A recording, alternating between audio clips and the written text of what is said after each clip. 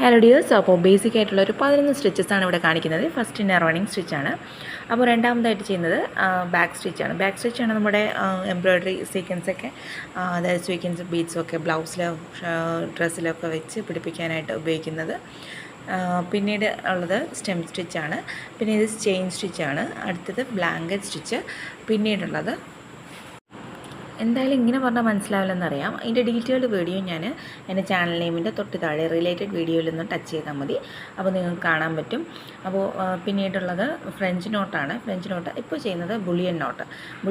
Boolean ഫ്ലവേഴ്സൊക്കെ വളരെ beautiful ആയിട്ടുള്ളൊരു ഫ്ലവറാണ്. അപ്പോൾ എല്ലാവരും ഒന്ന് ട്രൈ ചെയ്ത് നോക്കുക. പിന്നീടുള്ളത് ക്രോസ് സ്റ്റിച്ചാണ്.